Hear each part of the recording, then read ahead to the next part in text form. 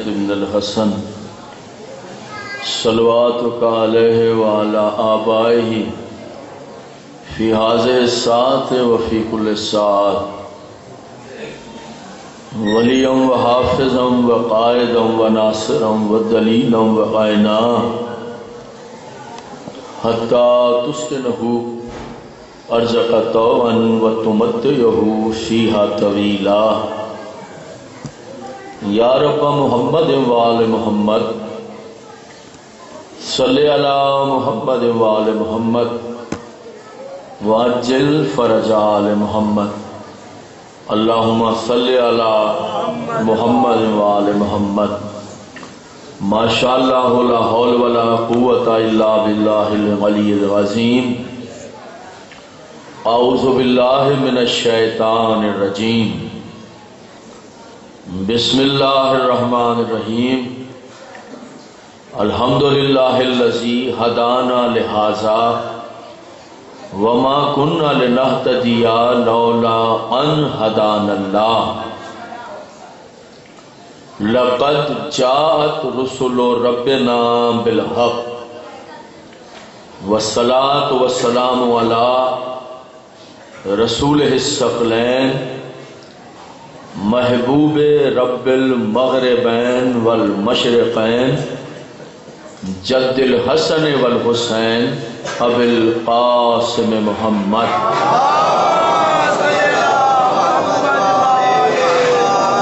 وأہل بیتہ الطیبین الطاہرین المعصومین المظلومین الذین اذهب اللہ عنہم الرجس وطہرہم تطہیرا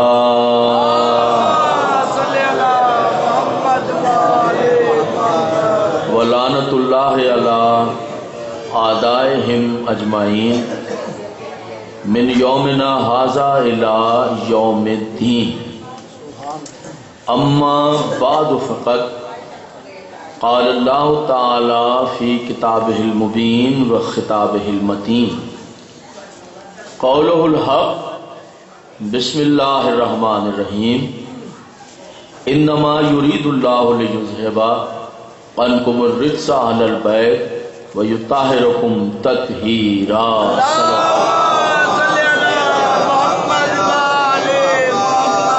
انتہائی واجب الاحترام سامعین، مجلس عزا جو سیدہ عالمین مخدومہ کونین بنت رسول قسمت اللہ الکبریٰ،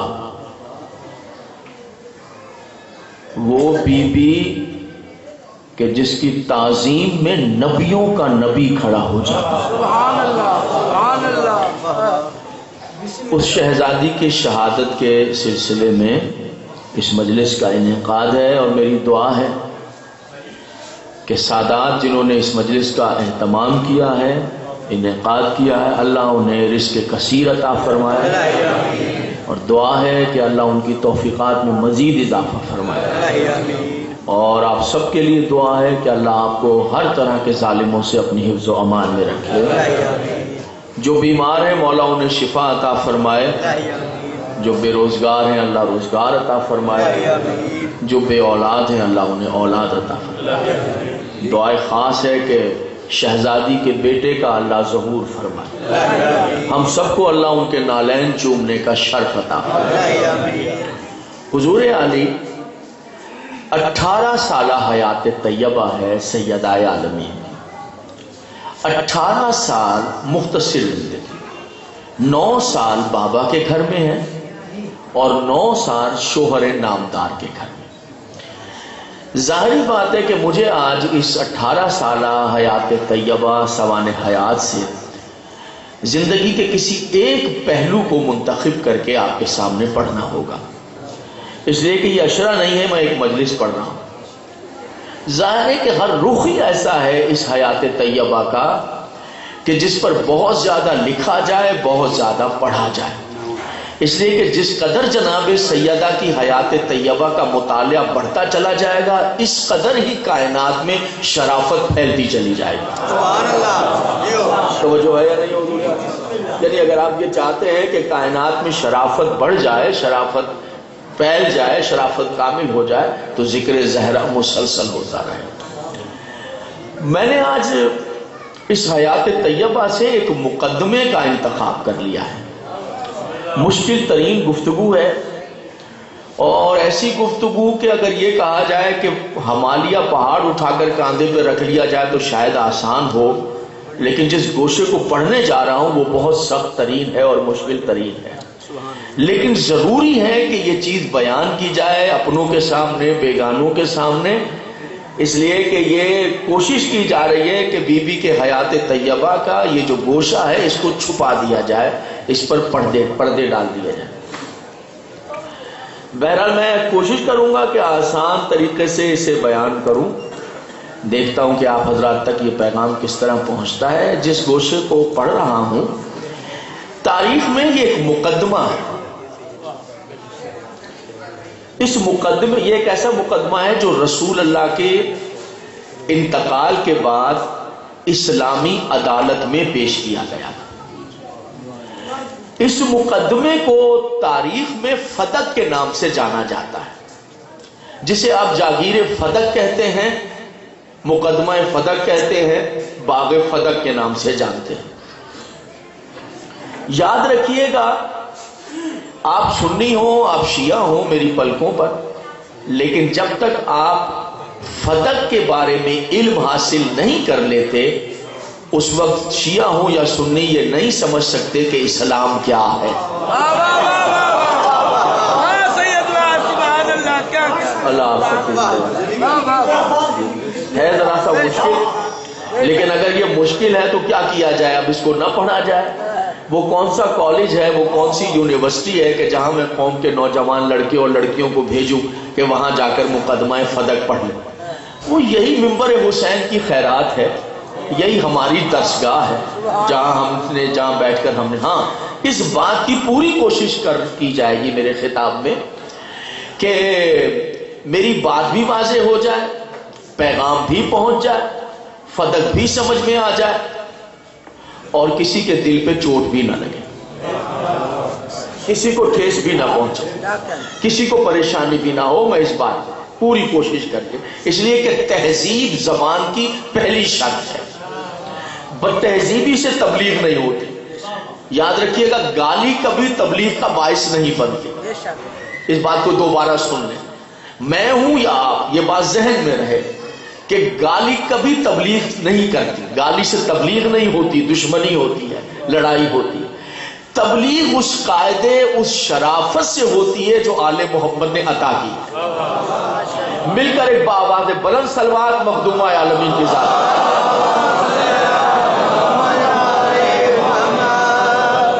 یہ حضور ایک جاگیر ہے جو سن 7 ہجری میں جب جنگ خیبر ہوئی اس وقت پیغمبر اسلام کو اطراف کے یہودی آ گئے اور انہوں نے آ کر، میں واقعے کو پڑھتا چلا جاؤں گا، آپ نتائج خود نکالتے چلے جائیں گے.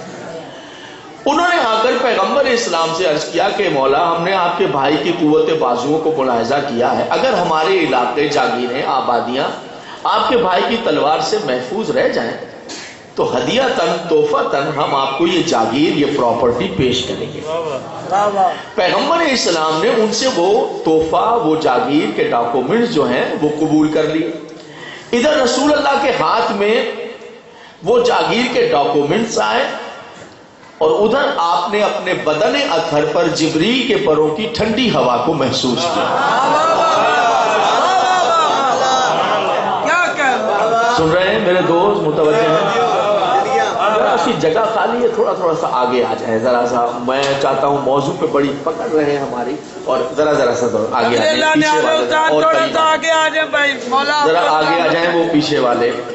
دیکھیں، میں جانتا ہوں کہ یہ چیزیں ممبر پر نہیں پڑھی جا رہی، لیکن بہرحال اس کی ضرورت کرنی پڑے گی، اس کو قاعدے اور طریقے سے بیان کرنا پڑے گا. آپ سیرت سیدہ عالمین پر 10 سال بھی تقریریں کرتے رہیں لیکن اگر آپ نے فدق بیان نہیں کیا تو پھر کچھ بیان نہیں. ہاں یہ بار بار کیمرے میں ریکارڈ کروا رہا ہوں. مومن سے لے کر پچھلے مومنین تک ہر مومنین مولا محافظت فرمائے. آپ کی جناب سیدہ کے صدقے میں ہر مومنین کے شہر آباد ہوں. نعرہ تکبیر، نعرہ رسالت، ایمان نات کے قرآن، علی ولی اللہ صراط مستقیم، نعرہ حیدری، یزیدیت، خاندان کے دشمنوں کے سارے نیٹ ورک پر لعنت، سیدہ حسین سلام اللہ علیہا کے دشمنوں کے سارے نیٹ ورک پر لعنت. یہ پاک خاندان علیہ السلام بلند سے بلند تر صلوات. کیسے آئے ہو امین وحی؟ یا رسول اللہ، بات تحفہ درود و سلام اللہ کا پیغام لایا ہوں. اللہ کہہ رہا ہے میرے حبیب اپنے اقربا کو ان کا حق ادا کر. پیغمبر اسلام نے اسی وقت اپنی وہ ساری جائیداد جو آپ کو تحفے میں ملی تھی، آپ نے وہ ساری پراپرٹی آپ اپنی بیٹی جناب سیدہ عالمین کے نام ٹرانسفر کر دیں. اگر آپ اجازت دیں تو آج میں ممبر پر پہلی بار آپ کو وہ وصیت پڑھ کر سناؤں جو رسول نے تحریر کی.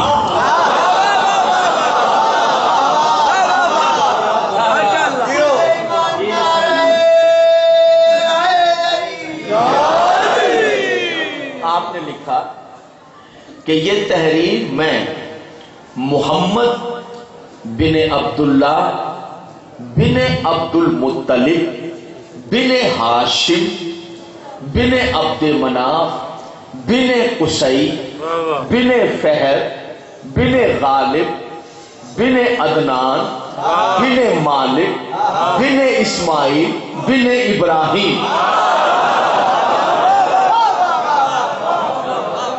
یہ جائیداد اپنی بیٹی فاطمہ زہرا کے نام، میں اس جائیداد کو اپنی بیٹی فاطمہ زہرا کے نام تحریر کر رہا ہوں، اس کی تحویل میں دے رہا ہوں. اب اگر صبح قیامت تک یا جاگیر یہ میری بیٹی فاطمہ زہرا کے پاس رہے گی یا فاطمہ زہرا کے بعد اس کی اولاد کے پاس. یہ تحریر ہے، اس کو تاریخ سمجھ رہے ہیں. میں وقف کر رہا ہوں اپنی بیٹی فاطمہ زہرا کے نام اور اپنی بیٹی کے بعد اس کی اولاد کے نام. اب اگر صبح قیامت تک کوئی بھی اس جاگیر کو میری بیٹی سے چھیننے کی کوشش کرے گا وہ مجھ محمد کا بھی مجرم ہوگا، اللہ کا بھی مجرم.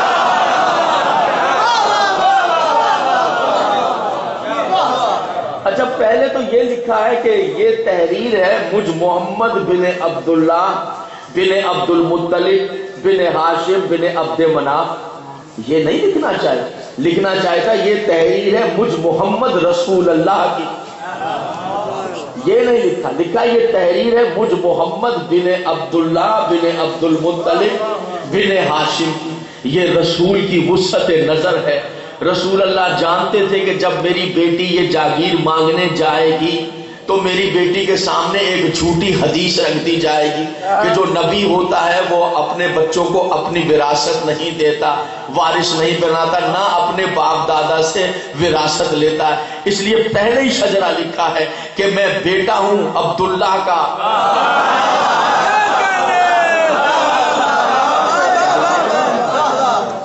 بہرحال 7 ہجری سے وہ پراپرٹی جو ہے، موضوع ذرا مشکل ہے، میں اس کو پوری طریقے سے آسان. سیدہ عالمین کے پاس آپ کے اعمال یعنی مزارع وہاں پر کام کرتے رہے. یہ چونکہ شام کی سرحدوں کے قریب کا علاقہ ہے، اس میں وہ باغات اور وہ اجناس، وہ جنس پیدا ہوتی ہیں جو عرب میں نہیں ہوتی. انگور، مختلف قسم کی کھجوریں، مختلف قسم کے انار، جنس ٹھنڈے اور میٹھے پانی کے جھرنے، بہت خوبصورت. اس کی باقاعدہ انکم جو ہے وہ سیدہ عالمین کے پاس پہنچتی رہی. وہ کتنی انکم تھی اس کے بارے میں مختلف روایتیں موجود ہیں. کہ وہ کتنی تھی جاگیر کی انکم. ایک دفعہ معصوم سے پوچھا گیا تھا کہ یہ بتائیے کہ آپ کی دادی کی جاگیر کتنی تھی جس کا فساد ہے، تاکہ وہ جاگیر ہم آپ کو دے دیں، تاکہ یہ مسئلہ ہے. معصوم نے کہا اگر تو وہ جاگیر مجھے دے دے گا پھر تیرے پاس کیا بچے گا؟ انہوں نے کہا وہ کتنی جاگیر تھی؟ فرمایا مشرق سے مغرب تک، شمال سے جنوب تک جو کچھ ہے وہ حق ظاہرہ ہے. تو انکم کتنی تھی؟ تاریخ کے پیرائے میں چلتے ہیں، ایک ایک لفظ کو یاد رکھنا. تو تاریخ نے لکھا 5000 درہم سرخ، 7000 درہم سرخ. یہ بہت بڑی رقم ہوتی ہے اس وقت کی، بہت بڑی رقم ہے. درہم سرخ 5000 7000 انکم آتی تھی وہاں سے جناب سیدہ. تو بی بی اتنے زیادہ پیسے کا کیا کرتی تھی؟ اتنا جو پیسہ آتا، تاریخ کا یہ اہم موڑ بھی ذہن میں رہے. اتنا جو پیسہ آتا تھا تو کیا کہاں جاتا تھا وہ؟ سیدہ کیا کرتی تھی؟ یاد رکھیے گا عرب میں جتنے غریبوں کے گھر شام کو چولہا جلتا تھا وہی فتح کی آمدنی تھی جو جناب زہرا غربا میں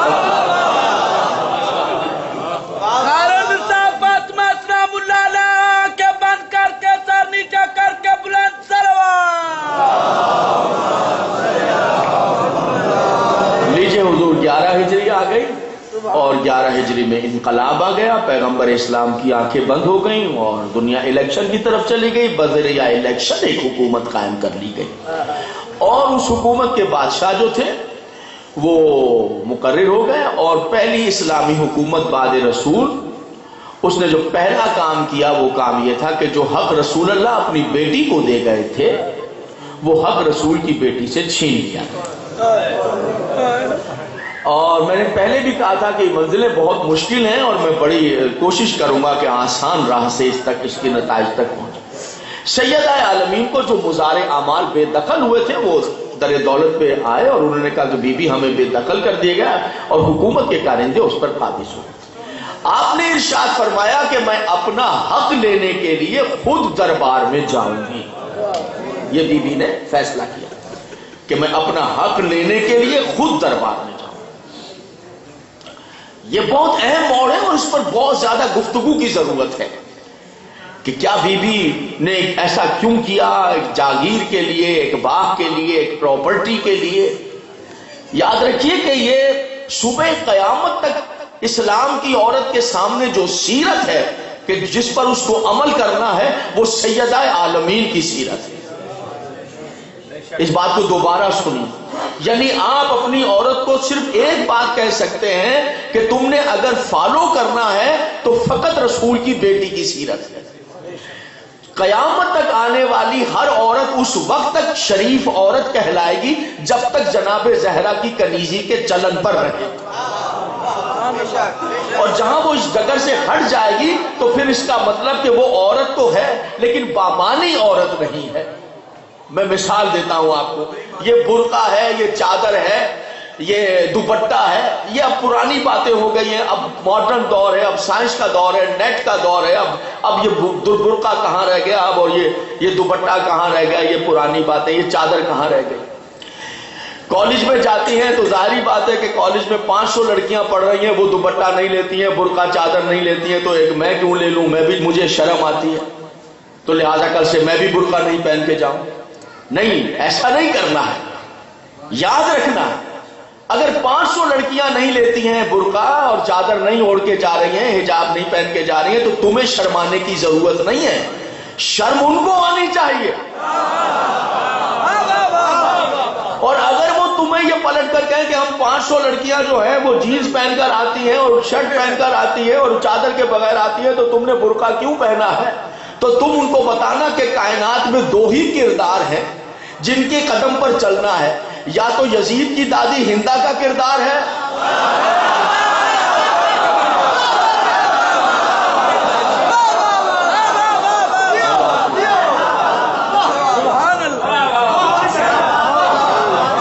یا مادر حسنین کا کردار ہے. تو جو اس برقعے سے علیحدہ ہو گئی ہے وہ یزید کی دادی کے نقش قدم پہ چل رہی ہے. جو برقع پہنے ہوئے ہیں وہ یقیناً حسنین کی ماں کی کنیزی پیش کر رہے ہیں. تو فقط ایک کردار ہے کہ یہ کیوں گئی وہاں پر اور یہ حق کیوں مانگا، یہ صبح قیامت تک کے مسائل ہیں، ان سب کو یاد رکھنا ہے۔ آج بھی ہمارے یہاں ایسے لوگ ہیں جن کو میں جانتا ہوں جو بیٹے کو تو اپنی ترکے میں سے حق دیتے ہیں، بیٹی کو محروم کر دیتے ہیں، اور پھر یہ بھی کہہ دیتے ہیں کہ بیٹیاں اب اپنے باپ سے ترکہ لیتی ہی نہیں ہیں۔ اگر بیٹی باپ سے ترکہ نہیں لے گی تو وہ بھی اللہ کے عذاب میں مبتلا ہو جائے گی، باپ نہیں دے گا تو وہ بھی اللہ کے عذاب میں مبتلا ہو جائے گا۔ وہ تقسیم رکھنی ہے اس تمام تر جتنے بھی گوشے تھے، ان تمام گوشوں کو سنبھالنے کے لیے، تاکہ اسلام کے اقدار محفوظ رہیں اور اسلام کا اصل چہرہ جو ہے وہ شفاف طریقے سے سامنے رہے۔ اس لیے میری پاکیزہ شہزادی نے فیصلہ کیا اور ارشاد فرمایا کہ میں اپنا حق مانگنے کے لیے خود دربار میں جاؤں۔ تھکے تو نہیں ہے میرے محترم صاحب؟ اور فرما رہے لیجئے جناب علی، اعلان کا ہونا تھا کہ ہلچل پیدا ہو گئی مدینے، اور تمام عورات مدینے کی عورتیں در دولت پر جمع ہو گئی۔ آپ نے برقع پہنا، متوجہ رہ گئے جناب، ایک ایک لفظ پر آپ نے ایک لفظ کو سنیے گا۔ آپ نے برقع پہنا، آپ نے مکنا پہنا، آپ نے چادر پہنی، کنیزوں کے جھرمٹ میں، بنی ہاشم کی عورتوں کے حصار میں آپ مسجد کے دروازے کی طرف چلے۔ یاد رکھیے گا یہ کنیزوں کا جھرمٹ اور یہ بنی ہاشم کی عورتوں کا جو حصار ہے، یہ تو ظاہر ہے کہ دنیا کو نظر آ رہا ہے، لیکن جب یہاں کی ملکہ چلے گی تو پہرے دار یہاں کے ہوں گے، اور جب وہاں کی شہزادی آئے گی تو پہرے دار آئے تطہیر ہوگی۔ آئے تطہیر کا حصار ہے کہ جس میں شہزادی تشریف لا رہی ہے۔ آپ نے مسجد کے صدر دروازے سے آپ داخل ہوئی، دربار لگا ہوا ہے اور ممبر لگا ہوا ہے، اور ممبر پر بادشاہ وقت جو ہے وہ تشریف فرما ہے۔ دیکھیے گا میں پوری کوشش کروں گا کہ میرے بیان میں کہیں کوئی جو ہے وہ تلخی نہ آئے کسی کو، میں اسی طرح نیوٹرل ہو کر، ہاں آپ کے دل کی کیفیات آپ کی آنکھوں سے ظاہر ہو رہی ہیں اور آپ کے چہروں سے ظاہر ہو، موضوع ہی اتنا خطرناک ہے اور اتنا سخت ہے کہ اس کو بڑی جو ہے کمال مہارت کے ساتھ تائید مولا سے پیش کرنا ہے۔ حالانکہ اگر آپ چاہتی تو آپ کے گھر کا دروازہ جو ہے وہ صحن مسجد میں کھلتا تھا، آپ وہاں سے آ سکتی تھی۔ میں اس کو یوں سمجھاؤں آپ کو، جیسے یہ مسجد ہے اور وہ صدر دروازہ ہے، اور ایک دروازہ یہ ایک دروازہ ہے، تو بی بی کا دروازہ جو تھا صحن کا، اس مسئلہ کے صحن کا، وہ مسجد کے اندر کھلتا تھا۔ علامہ نصیر الاجتہادی صاحب کا ایک جملہ مجھے یاد آ گیا، کئی ذہنوں میں ہوگا نام علامہ سید مفتی نصیر، جو شام غریبہ پڑھا کرتے ہیں، کوئی ہے نہیں کسی کی، یہ بڑے سرمایہ تھے ہماری ملت کے، لیکن اب وہ ہم لوگ نہیں جانتے۔ وہ فرماتے تھے حسنین کے بارے میں کہ وہ مسجد نبوی میں کھیلا کرتے تھے۔ کیا لکھنوی انداز سے وہ جملہ وہ کہتے تھے وہ بچے کہاں کھیلیں جن کے گھر کا صحن ہی مسجد نبوی ہو۔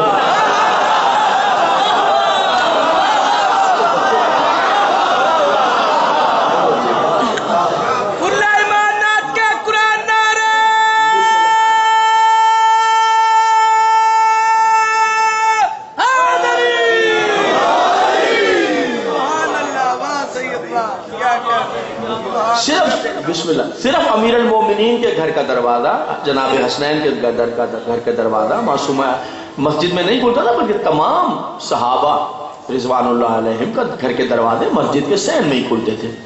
چونکہ یہ مدینے کے رہنے والے تو نہیں تھے، یہ سب کے سب تو مکے کے رہنے والے تھے۔ رسول اللہ نے ہجرت کی، پھر سب نے ہجرت کی، تو یہاں تو ان کے گھر نہیں تھے۔ کچھ دنوں کے لیے انصار نے یعنی مدینے کے رہنے والوں نے انہیں اپنے گھروں میں رکھا تھا۔ پھر پیغمبر اسلام نے مسجد نبوی بنائی تو مسجد کے اندر ہی سب کے کوارٹر بنا دیے تھے، گھر جو تھے وہ سب کے بنا دیے، سب اسی میں رہتے، سب کے دروازے مسجد کے صحن میں کھلتے، صحابہ وہیں سے جاتے تھے۔ بعد میں اللہ نے کہا میرے حبیب تیری پاکیزہ مسجد ہے، یہ تیرے صحابی ہر حال میں گزر جاتے ہیں۔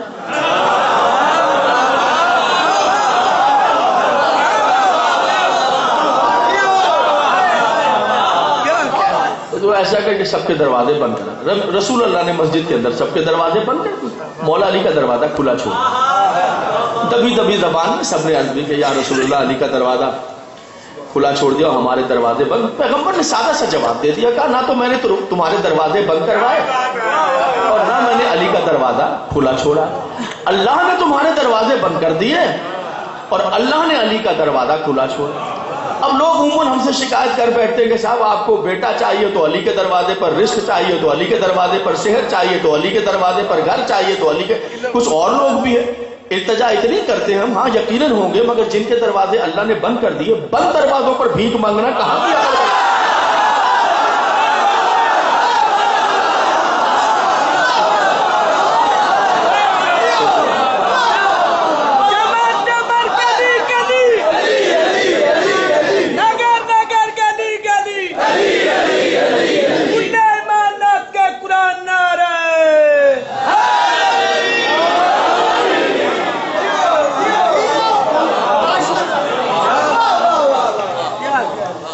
سیدہ عالمین بجائے اندر کے دروازے کے ہاں سے صدر دروازے سے داخل ہوئے۔ تاریخ نے لکھا ہے کہ دربار بھرا ہوا تھا، اور جب آپ نے قدم رکھا، برقعے میں ہے، حجاب میں ہے، سر سے لے کر پیر تک چادر میں، عجب جملہ ہے، اسے شیعہ مورخین نے بھی لکھا، سنیوں نے بھی لکھا، جا کے پڑھ لیجیے، تاریخ پڑھو۔ یک لفظ سارے دربار کی زبان سے نکلا کہ اوہ دربار میں رسول اللہ آ گئے۔ رسول مرد ہے، بیوی مستور ہے۔ تاریخ نے لکھا ہر درباری کی زبان سے نکلا رسول اللہ آ گئے۔ کیا مطلب؟ ہاں ہے بیٹی، مگر چال وہی ہے جو رسول کی چال ہے، گفتار وہی ہے، انداز وہی ہے، رفتار وہی ہے جو رسول کا ہے، یعنی شبیہ ہے، رسول ہے، سیدہ عالم۔ اور آ کر آپ اپنے مقام پہ کر، اور ممبر پر جو ہے وہ بادشاہ سلامت تشریف فرما ہے۔ میں آپ اس سے ناراض نہ ہوئیے گا، اگر چاہتے ہیں تو میں کوئی اور لفظ بول دیتا ہوں۔ میں یہ بادشاہ کا لفظ اس لیے کہہ رہا ہوں کہ چونکہ الیکشن کے ذریعے سے بنے تھے تو لوگوں کوئی بھی ہو سکتا ہے، اس لیے کسی کو کوئی زحمت نہ ہو، کوئی تکلیف نہ ہو، اور یہ عزتوں والا لفظ ہے کہ بھائی بادشاہ تو وہ حکمران تھے تو میں نے بادشاہ کا لفظ کہہ دیا۔ اور اگر اس میں بھی کسی کو تکلیف ہوئی ہو تو میں معذرت خواہ، میرے پاس اردو زبان ہے اور اردو زبان کا دامن اتنا وسیع نہیں ہے، تو لفظ کوئی اور مجھے مل نہیں رہا تھا، تو اس لیے میں نے بادشاہ کا لفظ استعمال کیا۔ وہ بیٹھے ہوئے، کوئی چیز تبدیل نہیں ہوئی، دربار بھی وہی ہے، کوئی علیحدہ سے اسمبلی ہال نہیں بنا، وہی مسجد نبوی ہے جہاں رسول کا دربار لگتا تھا، ممبر بھی وہی ہے جو رسول اللہ کا ممبر تھا، وہ بھی تبدیل نہیں۔ ہاں بیٹھنے والے نے جگہ کو تبدیل کر دیا، بس اتنا سا۔ کیا بات ہے، کیا بات ہے۔ جگہ کو کیسے تبدیل کیا؟ یہ دیکھیں ممبر ہے، اس کی 3 سیڑھیاں ہیں، 1 2 3، اور یہ ہے عرشہ، یہ عرشہ، یہ اس کو کہتے ہیں عرشہ، ٹھیک ہے۔ رسول اللہ ہمیشہ خطبہ عرشے پر بیٹھ کر پڑھتے ہیں، یہ اس کو عرشہ کہتے ہیں۔ ممبر کی زبان میں اس کو کیا کہتے ہیں؟ اور ان 3 کو کیا کہتے ہیں؟ زینے کہتے ہیں، سیڑھیاں کہتے ہیں، ٹھیک ہے۔ اب ممبر کو آپ سے بہتر جانتا کون ہے؟ آپ سے بہتر، تھکے تو نہیں ہے معززین اللہ؟ بسم اللہ۔ ایک جز کو سمجھیں۔ میں چاہتا ہوں کہ کسی بات میں جلدی نہ کروں تاکہ کوئی بات ذہن سے سلپ نہ کرے، آپ پکڑ کر رہے مضمون کو، یہ حقیقت آپ کی آنکھوں کے سامنے آ جائے، پھر اس کو آج سن کے یہاں پر نہیں، آپ اس کو جا کر گھر میں ڈسکس کریں، بیٹیوں کے ساتھ، ماں بہنوں کے ساتھ، شادی شدہ ہیں بیوی بچوں کے ساتھ جا کر باقاعدہ تذکرہ کریں، جمع کریں اپنے گھر کی خواتین کو، ان کے سامنے بیٹھیں، وہاں ڈسکس کریں کہ وہ فقیر آیا تھا، یہ پڑھ کر گیا ہے، یہ گفتگو کر کر گیا، یہ ڈسکس کریں۔ کیوں کہہ رہا ہوں کہ ماں بہنوں میں اس کا تذکرہ کریں، بہن بیٹیوں میں؟ اس لیے کہ جس گھر میں ذکر زہرا جائے گا، شرافت خود بخود وہاں داخل ہوگا۔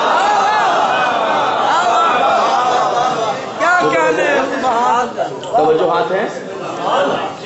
تو یہ عرشہ ہے۔ فرق صرف اتنا ہوا کہ رسول اللہ عرشے پر بیٹھ کر خطبہ پڑھا کرتے تھے۔ جو آج حکومت قائم ہوئی، اس کے جو بادشاہ آئے، انہوں نے رسول کے احترام میں یہ عرشہ چھوڑ دیا اور نیچے سیڑھی پر بیٹھ کر خطبہ دیا کہ یہاں رسول بیٹھتے تھے، بھائی ہم نہیں بیٹھیں گے، احترام کی جگہ ہم احترام میں ہم۔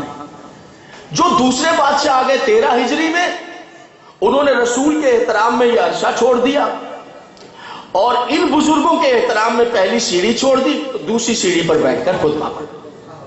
پھر حکومت دوبارہ بدل گئی، جو تیسرے بادشاہ اسلام کے، انہوں نے 2 بزرگوں کے احترام میں سیڑھیاں چھوڑی، تو رسول کے احترام میں عرشہ چھوڑ دیا اور آخری سیڑھی پر بیٹھ کر خطبہ۔ معززین لاہور، چوتھی منزل پر حکومت علی کی جوتیوں میں آ گئی۔ علی چلے خطبہ پڑھنے کے تو لوگوں نے کہا کہ انہوں نے تو رسول کے احترام میں عرشہ چھوڑا، انہوں نے سیڑھیاں چھوڑی، اب تو کوئی